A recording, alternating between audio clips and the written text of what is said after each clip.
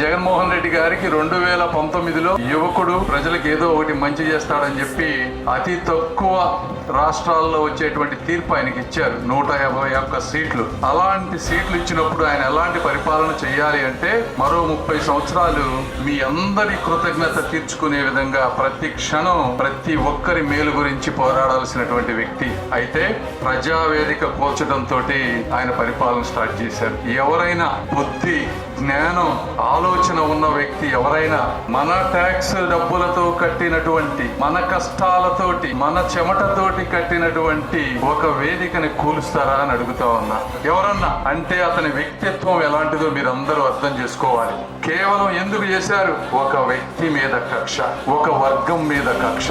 ఏం చేశారు చంద్రబాబు నాయుడు గారు? ఏం పాపం చేశారు ఈ రాష్ట్రానికి? తెలుగు జాతి కోసం తన జీవితం మొత్తం త్యాగం చేసినటువంటి ఒక మహోన్నతమైనటువంటి వ్యక్తి. ఈ రాష్ట్రంలో గాని 2 రాష్ట్రాల్లో గాని ఏ వ్యక్తి అయినా తన పూర్తి జీవితాన్ని రాష్ట్ర ప్రజల కోసం త్యాగం చేసిన వాళ్ళు ఎవరన్నా ఉన్నారా? అదే అలాంటి వ్యక్తి మీద కక్ష తీర్చుకోవాలనుకున్నటువంటి వ్యక్తి. అదే చంద్రబాబు నాయుడు గారిని చూడండి. చంద్రబాబు నాయుడు గారు హైదరాబాద్ కంబైన్డ్ స్టేట్ లో అధికారంలో ఉన్నప్పుడు ఇక్కడ రాజకీయం చేస్తున్నటువంటి అయోధ్య రామిరెడ్డి గారిని పిలిచి, మీరు వేస్ట్ మేనేజ్మెంట్ చేయండి, ఫార్మాసిటీ చేసుకోండి, మీలాంటి ఆంటర్ప్రెన్యూర్స్ కావాలి, రాష్ట్రం అభివృద్ధి చెందాలి, ఉద్యోగాలు కావాలని చెప్పి కులమతాలకు అతీతంగా వారికి ఇస్తే వారు విపరీతంగా దాని మీద డబ్బు సంపాదించుకొని ఈ రోజు 2,000 కోట్ల రూపాయలకి పైగా ఆయన ఎదిగారు. అయితే కనీస కృతజ్ఞత లేకుండా వాళ్ళ అబ్బాయి ఇంత కష్టపడి ప్రజల కోసం చేస్తా ఉంటే వారి మీద నీచ రాజకీయాలు చేసేటువంటి కుసంస్కారులు వీళ్ళు అని చెప్తా ఉన్నారు.